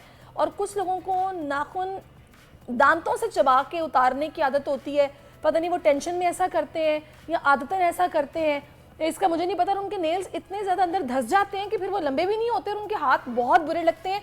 और अक्सर सर ये एंजाइटी का हिस्सा भी होता है, डिप्रेशन की एक बड़ी निशानी है कि आप पैर को हिला रहे हैं और अपनी जो है वो नाखून आप चबा रहे हैं, बालों को तोड़ रहे हैं, प्लकिंग फेस के बाल जो है उनको तोड़ना, ये एक एंजाइटी और डिप्रेशन की निशानी है। उसके बाद ऐसा भी होता है कि जो आपकी स्किन होती है ना ये नेल्स के ऊपर, ये भी उखड़ना शुरू हो जाती है। खैर इन सारे मसाइल पर बात करने के लिए इस वक्त में ज्वाइन कर चुके हैं, किसी तारुफ के मोहताज नहीं है, हकीम शाह नज़ीर साहब।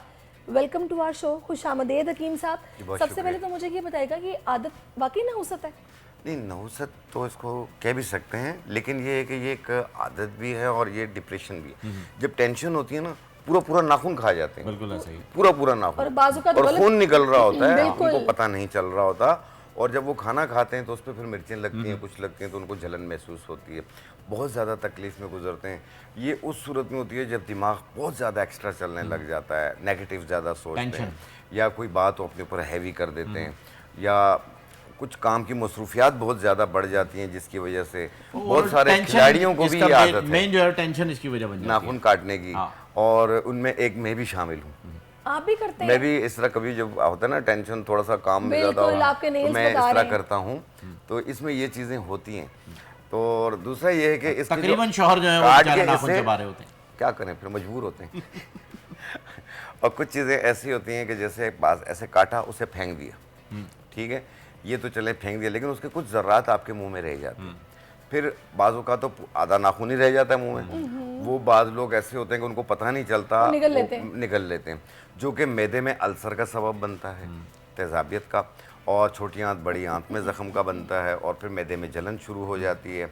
और अगर ये लंग्स की नाली में चला जाए तो फिर वो ख़तरनाक हो सकती है। अच्छा वैसे हकीम साहब मुझे एक बात बताइएगा, मैंने अक्सर देखा है कि जब ये नाखून लोग दांतों से चबाते हैं ना, वो अकेले बैठे होते हैं, कुछ ना कुछ सोच रहे होते हैं, मतलब वो आप किसी से गुफ्तगू करते हुए नहीं कभी चबाएंगे, आपको वो तन्हाई में बैठे हुए चबाते नजर आएंगे कि वो किसी परेशानी का शिकार है और बस अपने नाक चबा रहे हैं। आई थिंक इससे कुछ तस्कीन मिलती है। मैं इसको अपना एक्सपीरियंस भी बताता हूँ क्योंकि मुझे भी जो है ना वो बड़े एंजाइटी का मैं भी पेशेंट रह चुका। बचपन में जो है ना मुझे ये था कि मैं जब टेंशन में होता था, घबराया होता था ना, मैं अपने नाखून चबाता रहता था बैठा हुआ। लेकिन ये जो आपने कहा ना कि अकेले में बैठे हुए करते हैं, इसकी वजह जो मेरे पास थी वो ये थी कि मैं किसी के सामने करते हुए ज़रा शर्मिंदगी महसूस करता था कि यार मैं किसी के मुंह पे बैठ के नाखून चबाऊं। ये एक रीज़न था, ना कि ये कि मैं अकेले होने की वजह से टेंशन में होता था। नहीं, जो डिप्रेशन का पेशेंट होता है, टेंशन का होता है ना, जाहिर बात है उसकी नेगेटिव जो सोच है वो तन्हाई में ज़्यादा होती है बजाय लोगों के साथ बैठ के। जब वो लोगों से बात कर रहे होते हैं ना, वो भी तो ये इसी तरीके की सोच रखते हैं। सिर्फ वो डिप्रेशन के पेशेंट नहीं होते, लेकिन उनके अंदर भी ये खुसूसियात तो सारी मौजूद होती हैं। जितने भी इंट्रोवर्ट हैं उनको देख के लगता है यही है कि यार ये बेचारे लग रहा है कि डिप्रेस हैं या एंजाइटी के शिकार हैं। जिस तरीके से देखें, मैं आपसे बात कर रहा हूँ उस वक्त, सारिश से बात कर रहा हूँ मैं, तो मैं एक दिमाग मेरा आप लोगों की तरफ है, तो वो फिर हाथों की तरफ नहीं जाएगा। अगर मैं अकेला बैठाऊंगा तो फिर मेरा हाथों की तरफ जाएगा, मैं नाखून भी काट रहा हूँ, सब कुछ कर रहा हूँ बैठ के, अपने आप से तकरीर की तरह बातें भी कर रहा हूँ बैठ के।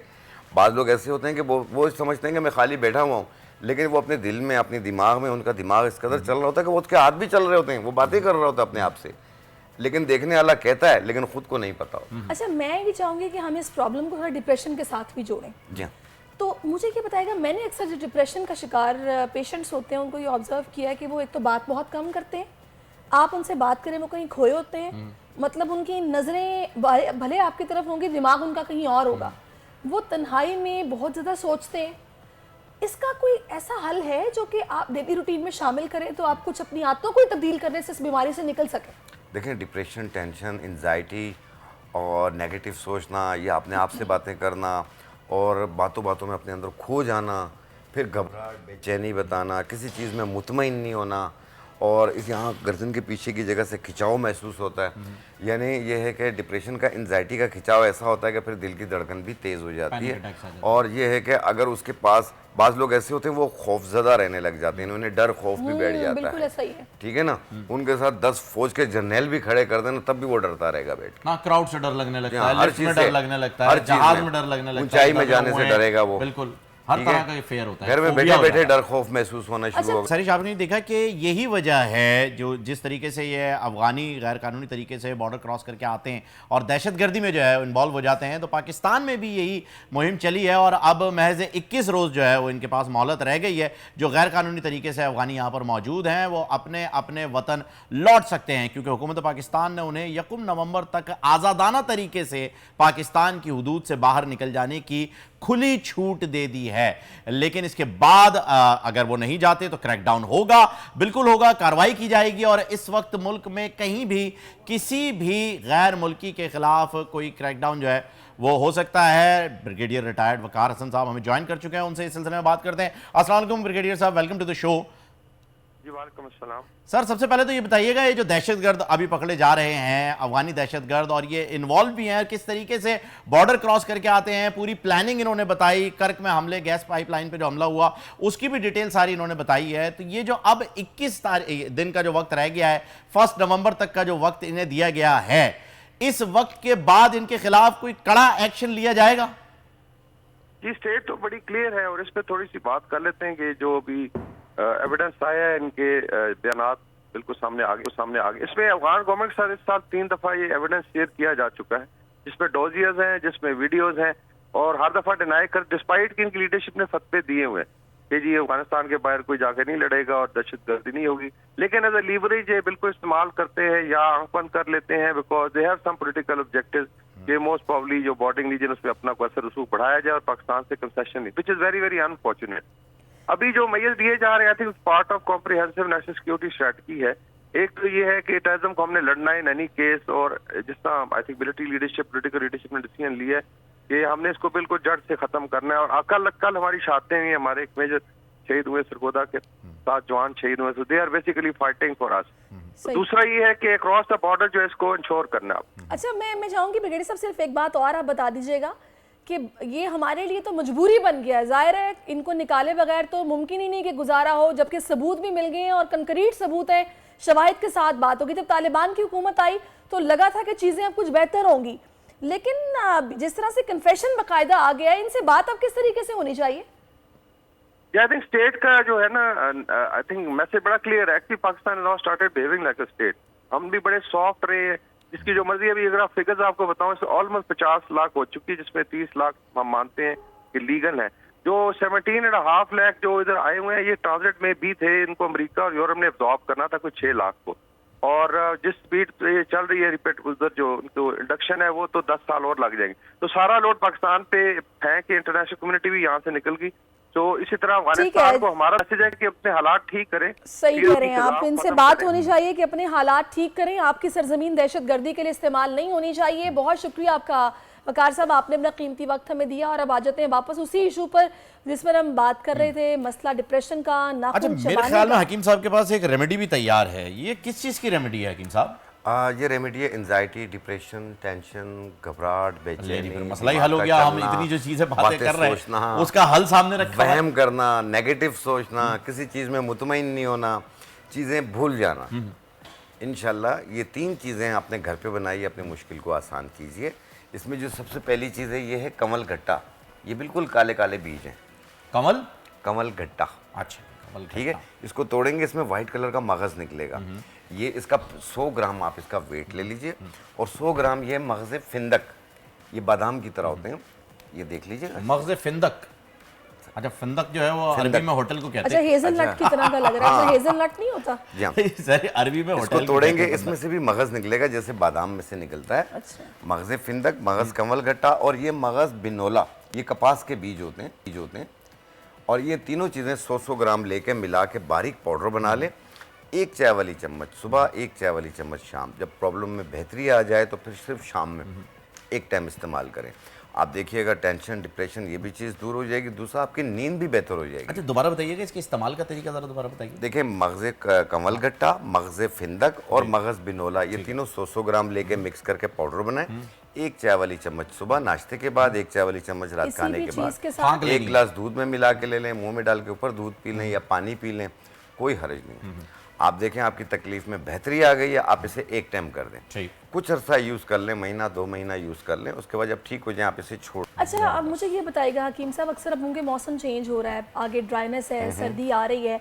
अक्सर अब वैसे तो हम आम तौर पे कहते हैं जड़ें फूटना नाखूनों की, ये बहुत ज़्यादा हो जाता है। उनके ज़ाहिर स्किन ड्राई हो रही होती है तो बड़ी वो अकड़ाहट भी होती है उंगलियों में, बाज़ लोगों की एड़ियाँ फट जाती हैं। उसके लिए कोई रेमेडी बताएं ना। देखें, एड़ियाँ फट जाती हैं, बाज़ लोगों का तो उसमें ईचिंग, खारिश भी बहुत ज़्यादा फील खून होती निकल है। आता है कुछ लोगों का। ठीक है, उसको ठीक करने के लिए आपने लेना है मोम देसी। ये भी पंसारी से मिल जाएगा, शहद के छत्ते का मोम होता है। मोम देसी 50 ग्राम, इसको गर्म कर लें, ये बिल्कुल घी की तरह पतला हो जाता है। फिर इसके अंदर 50 ग्राम पेट्रोलियम जेली डाल लें और इसमें 20 ग्राम कैस्टर ऑयल डाल लें। मिक्स किया, अब मरहम टाइप का बन जाएगा ये। फिर आप ये इससे आप अपनी एड़ियों पे लगाएं, रोज़ाना रात को लगाएं, सुबह धो लें, रोज़ रात को लगाएं, सुबह धो लें।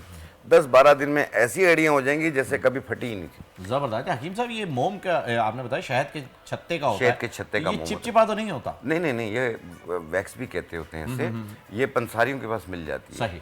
एक मोमबत्ती वाला मोम होता है, वो नहीं लेना है आपने। हाँ, ये तो शहद के छत्ते का, जिसमें से शहद निकलता है, एक्सट्रैक्ट होता है, बेसिकली ये वो चीज़ होती है। हाँ, ये पंसारियों के पास अलग से मौजूद होता है। इससे वो बहुत सारी और भी चीज़ें बनाते हैं, लेकिन ये इस काम के लिए, इसमें आपने एड़ियों के लिए बताया बहुत ज़्यादा कैस्टर ऑयल बेहतर और? है। कैस्टर ऑयल 2 चम्मच, 50 ग्राम मोम देसी, 50 ग्राम पेट्रोलियम जेली, इनको मिक्स करके थोड़ा सा गर्म कर लें ताकि ये नरम हो जाए और फिर अच्छे तरीके से मिक्स हो जाए। फिर दोबारा गर्म करने की ज़रूरत नहीं होगी क्योंकि ये नरम सा पेस्ट बन जाएगा। अरे, ये होंठ जो फटते हैं उन पे भी लगा सकते हैं? सिर्फ बिल्कुल, ये एड़ियों के होंठ लिए? पे भी लगा सकते हैं, बादलों के गालों पे यूं लकीरें बन जाती हैं मतलब सर्दियों skin पे में, कहीं पर भी? ये उस पे भी लगा सकते हैं, पाँव पे लगा सकते हैं, हाथों पे लगा सकते हैं, ड्राइनेस को ख़त्म करेगी। बहुत अच्छी चीज़ आपने बताई है ये। अच्छा, अब हकीम साहब एक चीज़ और जो कि मैं चाहूँगी कि आप ज़रा गर्मी सर्दियाँ अब आ रही हैं, इसके पॉइंट ऑफ व्यू से बताइएगा। अब चूँकि मौसम चेंज हो रहा है, मैं बच्चों में अपने बच्चों की मैं बात करूँगी, ये बहुत ज़्यादा चेस्ट कंजेशन आ रहा है। एक वो खांसी से खड़खड़ की आवाज़ आती है, या फिर वो खांसी जो कि वो अक्सर हम कहते हैं ना कि तुम्हें तो डॉगी कफ लग गई है। हाँ, ये बहुत ज़्यादा चल रही है, इसका हल क्या है? देखिए, खांसते हैं तो बाकायदा सीने में से आवाज़ आती है, बिल्कुल ऐसा ही है। और सांस की नाली में से भी आवाज़ आती है, खुर खुर की। तो उसके लिए आपने काली किशमिश, मैंने एक दफ़ा पहले भी बताई थी, काली किशमिश ले लें, उसके 10 दाने 1.25 कप पानी में डाल के उबाल लें, 1-2 जोश दे के उतार लें। बच्चे जैसे 5 साल से लेकर 10 साल तक के बच्चे हैं तो उन्हें 2 चम्मच सुबह, 2 चम्मच दोपहर, 2 चम्मच शाम को दें, उसका पानी दें। जुकाम भी हो रहा है साथ, ये खत्म हो जाएगा, गला भी सही हो मतलब जाएगा। जितने भी और आप देखिएगा, गिर रहा है और ये इंजेक्शन है इसको खत्म करेगा। और अगर 14 साल से ज़्यादा उम्र है, 16 साल तक, तो आधा कप सुबह, आधा कप शाम। 16 साल से ज़्यादा उम्र है तो 1 कप सुबह, 1 कप शाम दें। क्वांटिटी बढ़ा दी जाए, क्वांटिटी 3 दिन इस्तेमाल करना है। बलगम, रेशा, खांसी सब साफ। वैसे हकीम साहब मुझे एक बात बताइएगा, कुछ लोग ना पैरों में बाम भी लगाते हैं बच्चों के, विक्स टाइप जो बाम होता है ना, एक वो लगाते हैं, ये वाकई कारआमद होता है? पाँव पे लगाते हैं, माथे पे भी लगा देते हैं, कारआमद होता है ये। इससे ये है कि उनकी सांस लेने में बेहतरी आ जाती है। असल में दरअसल में ये जो हम सांस लेते हैं ना, जब हम विक्स जो है अपने सीने पे भी लगाते हैं तो उससे ये है कि सांस में बेहतरी आ जाती है। अगर पाँव पे भी लगाएंगे तो महक यहाँ तक आ जाती है। बिल्कुल ऐसा, ये सारी चीज़ें जो है वो आपकी जो है वो समझ लीजिए खुल जाता है, जिसको कहते हैं ना कि वो हो जाता है, एक किस्म का नेबुलाइज कर दिया जाता है। सर एक ब्रेक की जाने बढ़ रहे हैं, बहुत बहुत शुक्रिया हकीम साहब हमारे साथ थे, और ये बहुत ही ज़बरदस्त रेमेडी है, ये हम इंशाल्लाह अपने पेज के ऊपर भी जो है वो यूट्यूब पे भी लगाएंगे। नाज़रीन एक वक्फा लेते हैं, वक्फे के बाद आपसे मुलाकात होगी। दुनिया बोले आजकल जिंदगी ही सुबह आउट ऑफ कंट्रोल है, दुनिया बोल है, तेरी दुनिया बोल है।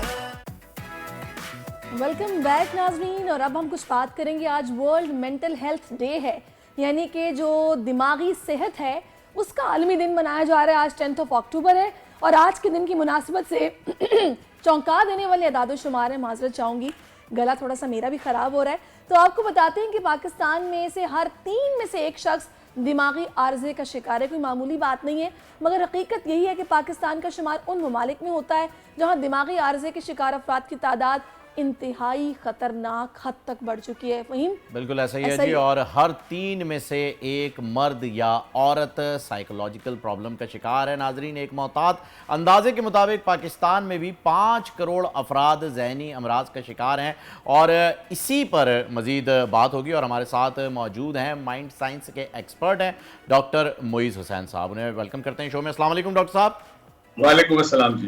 डॉक्टर साहब सबसे पहले तो मैं ये जानना चाहूँगा सर कि कहा यह जाता है कि psychology is the only science which has no definition, क्योंकि हर दिमाग अलग एतबार से सोचता है। एक दहशतगर्द भी लड़ाई के बारे में सोच रहा है तो एक सोल्जर भी लड़ाई के बारे में सोच रहा है, लेकिन हम उसे डिफाइन नहीं कर पाते। इसलिए बड़ा मुश्किल हो जाता है ये पता लगाना कि एक दिमाग की सोच किस जाविये पे जाकर नेगेटिव हो जाती है और किस जाविये पे जाकर पॉजिटिव हो जाती है।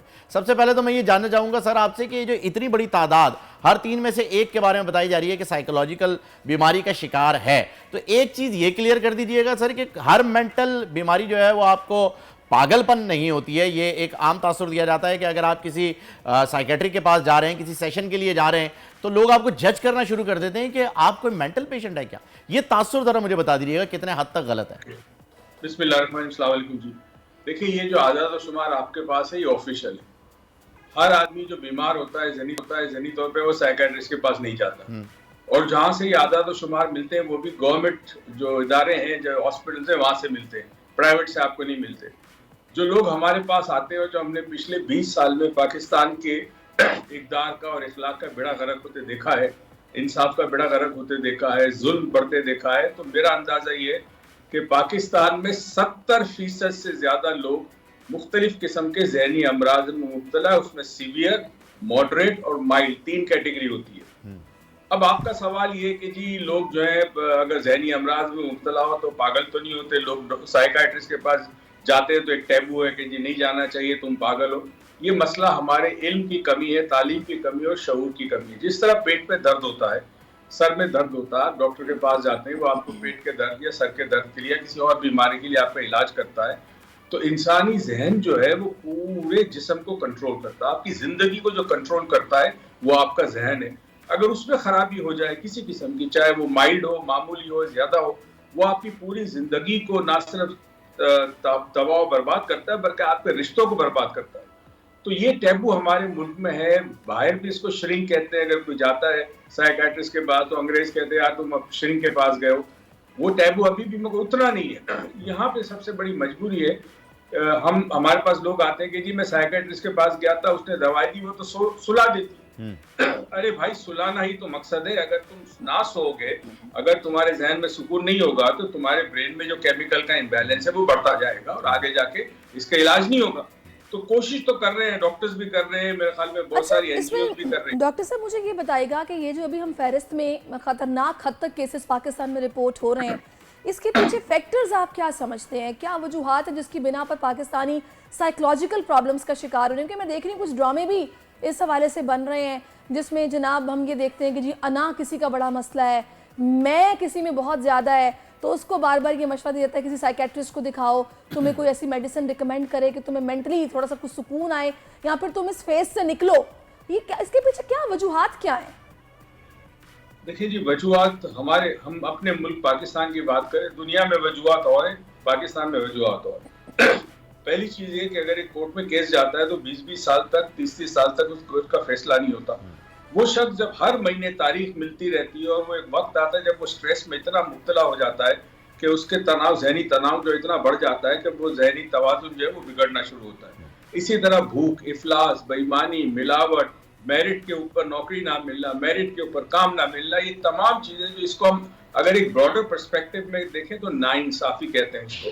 जो भी नाइंसाफी इस मुल्क में जहाँ इंसान स्ट्रगल कर रहा है जीने के लिए, अपने बच्चों को पालने के लिए, वहां जहन पर तनाव और दबाव पड़ता है। याद रहे, स्ट्रेस हर किस्म का होता है। स्कूल में स्ट्रेस होता है बच्चों को, कारोबार में स्ट्रेस होता है बिजनेसमैन को, घर में खवातीन को स्ट्रेस होता है। मगर ये स्ट्रेस जब मैनेज नहीं हो पाता, क्योंकि आपकी जो सोसाइटी है, जो आपका एक्सटर्नल एनवायरनमेंट है, वो इतना ज्यादा आप पर असरअंदाज कर रहा है कि अब माँ बाप की तरबियत तो गई, पीछे गई। ये जो मोबाइल फोन है, ये जो टीवी पे ड्रामे आते हैं, फिल्में आती है, फिर माशरे में जो चीज हो रही है, ये आप पर इतनी असरअंदाज करती है कि आपका जहनी तवाज़ुन बिगड़ना शुरू होता है। तो पहले तो आपको एंजाइटी शुरू होती है, जिसको बेचैनी कहते हैं। एंजाइटी अगर नहीं रोकी जा सकती, अद्वियात नहीं लेते, तो वो फिर या तो डिप्रेशन में तब्दील होती है या फिर जुनून में तब्दील होती है, और आहिस्ता आहिस्ता वो बाइपोलर डिसऑर्डर, स्किज़ोफ्रेनिया, इस किस्म के अमराज में मुब्तला है, जिसका इलाज बाद में तवील भी होता है और मुश्किल भी होता है।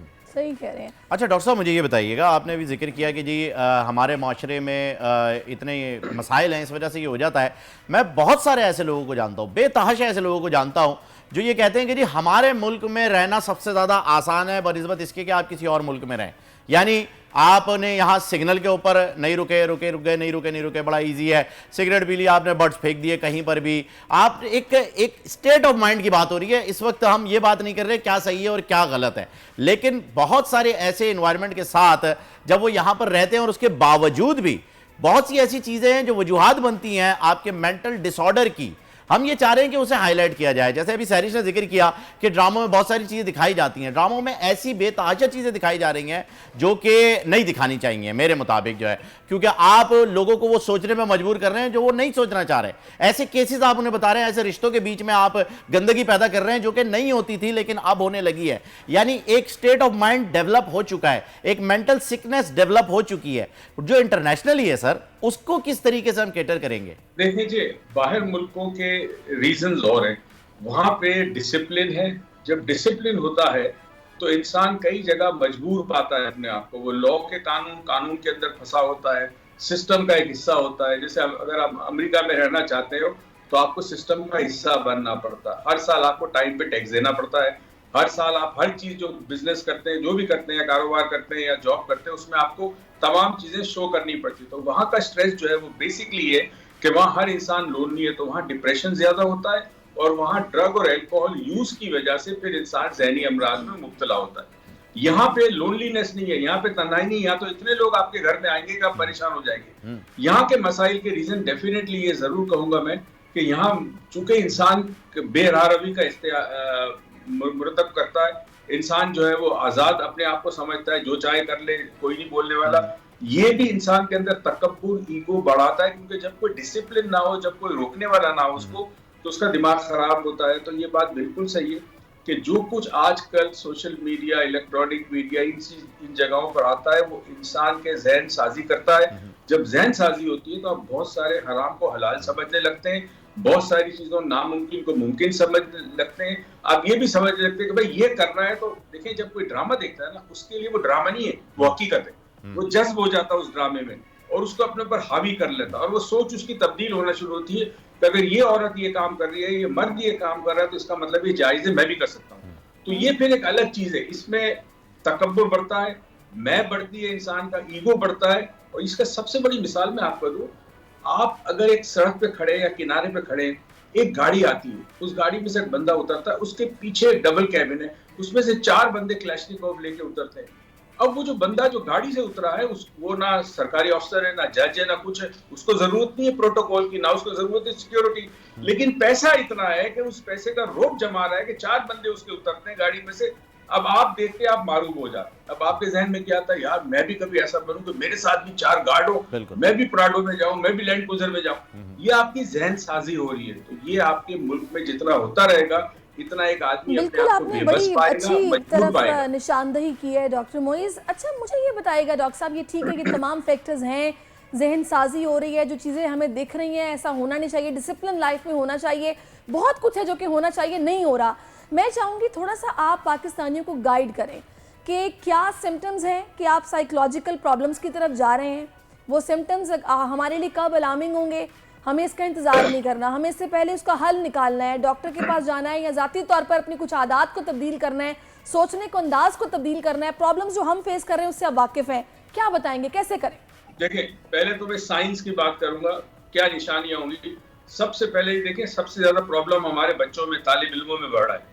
माँ बाप अगर थोड़ा सा तवज्जो दे कि मेरे बेटे का बिहेवियर चेंज हो गया, रूटीन, ये दो चीजें बड़ी इंपॉर्टेंट, एक बिहेवियर, एक रूटीन।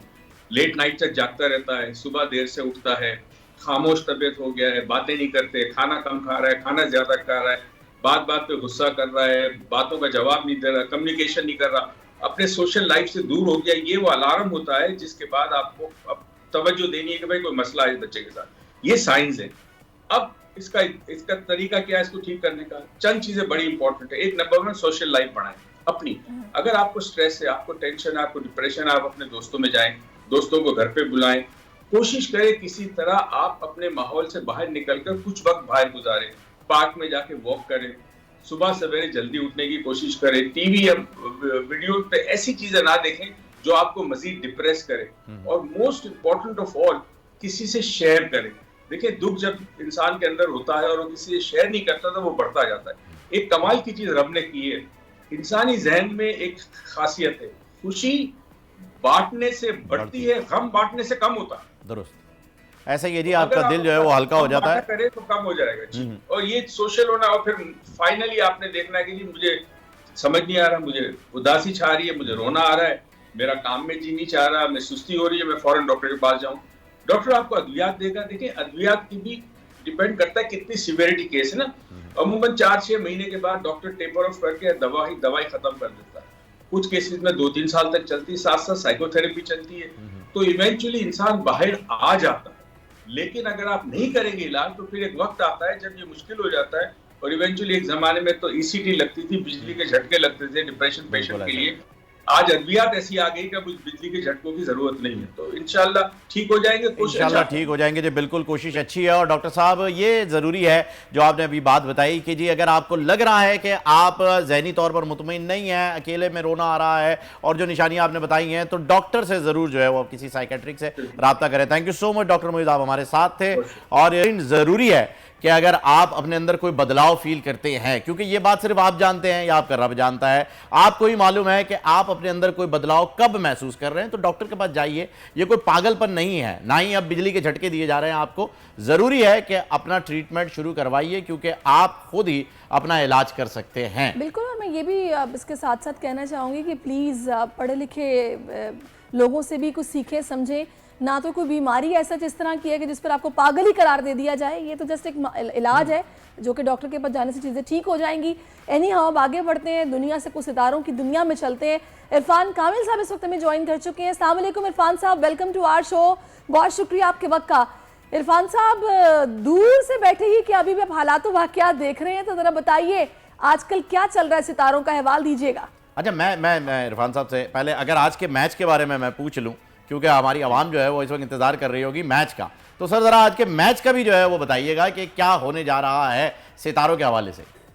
अस्सलाम वालेकुम फ़हीम भाई, अस्सलाम वालेकुम सैरिश जी। वालेकुम। ठीक है, आप खैरियत से? जी फ़हीम भाई, आज के मैच के हवाले से जो श्रीलंका का और पाकिस्तान का जो मैच है उसके लिए मैं प्रेडिक्शन दूंगा कि आज का ज़रा सा एक डिप्रेसिव प्रेडिक्शन है, लेकिन अल्लाह करे ये प्रेडिक्शन हमारी गलत हो। लेकिन आज का जो मैच है उसका टॉस जो है वो भी श्रीलंका विन करता हुआ नजर आ रहा है और मैच भी श्रीलंका विन करता हुआ नजर आ रहा है आज का मैच। चले ये भी देखा क्या वजह है, सितारे किस कोने में बैठे? अच्छा, एक प्रेडिक्शन गलत हो चुकी है आपकी सर, एशिया कप वाली, याद है आपको? एशिया कप श्रीलंका पाकिस्तान वाली ही? नहीं, मैंने उसके लिए नहीं, अनऑफिशियल प्रेडिक्शन थी वो आपकी, वो बिटवीन इवेंट, मेरे और आपके दरमियान। बिल्कुल ऐसे ही, बिल्कुल ऐसे। आज सितारे कह रहे हैं कि जी श्रीलंका की फेवर में। हम तो कह रहे हैं आज की प्रेडिक्शन हमारी गलत हो जाए। अल्लाह करे क्योंकि जी। पाकिस्तान के लिए हम हमेशा से दुआ करते हैं और इंशाल्लाह 14 अक्टूबर का जो मैच है वो पाकिस्तान को, उसमें जो मैच का जो टॉस है वो इंडिया जीतेगा और जो मैच है वो पाकिस्तान की विनिंग होगी इंशाल्लाह जो 3 के लिए है। अच्छा, वैसे जो हम लोगों ने वार्म अप मैचेस के अंदर परफॉर्मेंस दिखाई है, क्या वजह है वैसे इरफान साहब? उनके हमारी टीम खेलती रहती है, इतने ये लोग लीग्स खेलते हैं, काउंटीज खेलते हैं, फॉर्म में रहते हैं, क्या वजह है इस तरह के बड़े इवेंट में आके ऐसा क्यों हो जाता है, या फिर खेल है, हार जीत हो जाती है?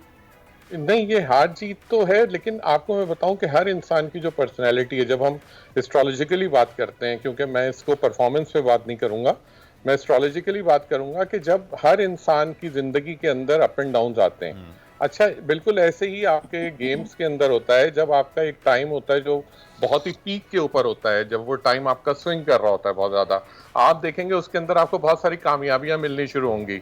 अगर आप थोड़ा सा बैक एंड पे चले जाएं तो आप देखेंगे जो हमारे जो क्रिकेट टीम के जो कैप्टन थे सरफराज, उनका एक वक्त आया था जिसमें उनकी परफॉर्मेंस बहुत आउट क्लास थी, जिसके अंदर आपने बहुत सारी विनिंग्स देखी, उसके बाद आपने देखा ग्रेजुअली उनके डाउन एज आती चली गई उनके पास, और फिर एक वक्त ऐसा आता है कि इंसान का वो पीरियड बिल्कुल खत्म हो जाता है।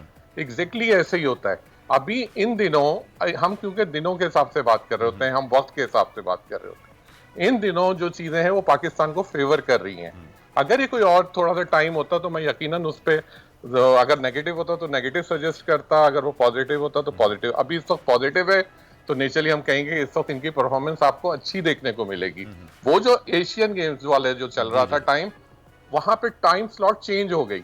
हमने फौरन जब विर्गो से जब हम आए हैं लिब्रास के अंदर, यानी हमने जब मरकरी से हमने ट्रांजिट किया है वीनस के अंदर, तो बहुत बड़ा फर्क आ जाता है। ये वीनस के अंदर यार अपनी चाल बदलते रहते हैं सर, बिल्कुल इनकी चाल आप बेहतर समझते हैं, आप एक्सपर्ट हैं इस मामले के। जी मुझे आपने अभी ये बताया है कि जी इंडिया पाकिस्तान वाले मैच में आपने स्पेसिफिकली बताया, मैं रिपीट कर रहा हूं क्योंकि एक क्लिप जो है वो मैं निकालने वाला हूं अलग से।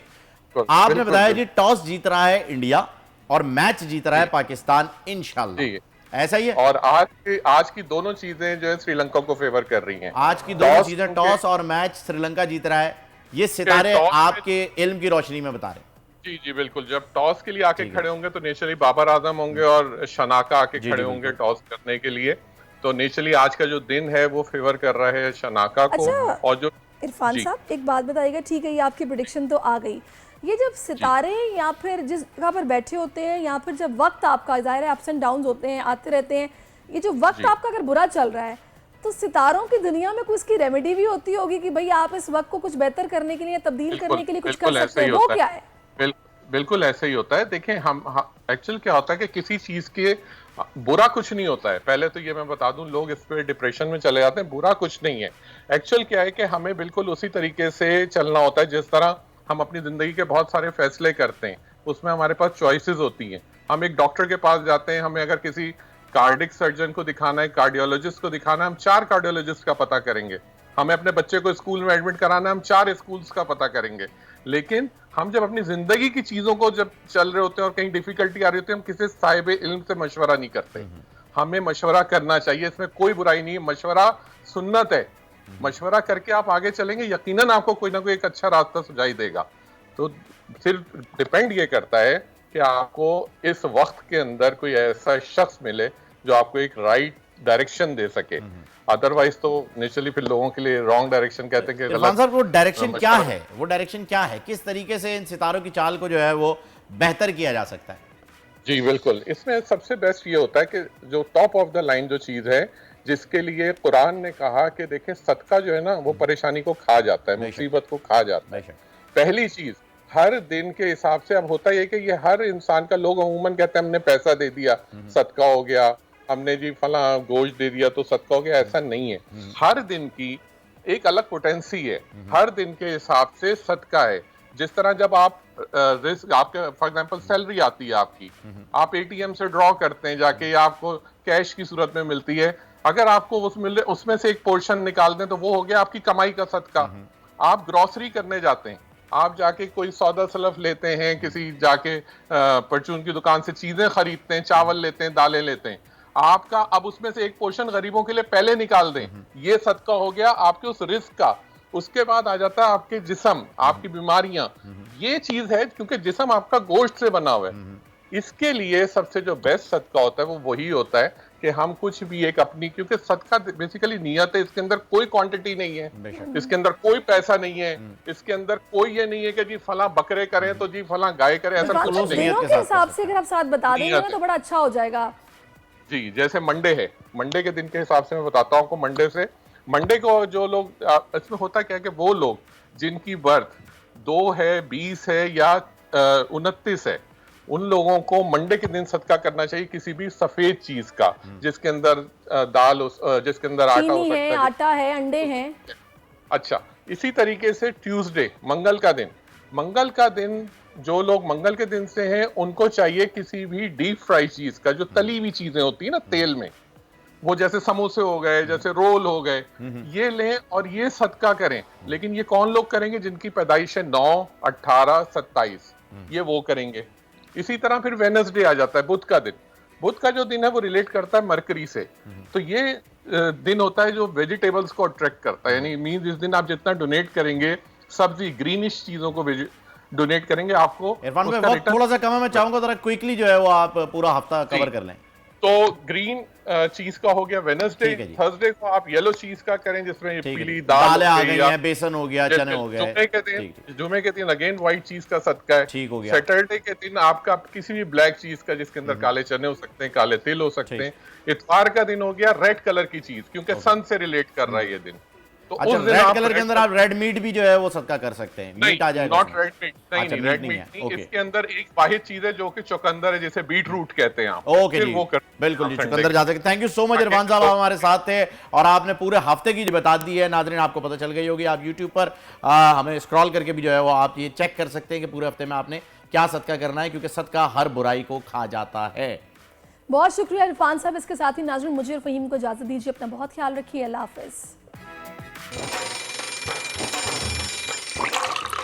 आजकल जिंदगी ही सुबह आउट ऑफ कंट्रोल है, दुनिया बोल है, दुनिया बोल है।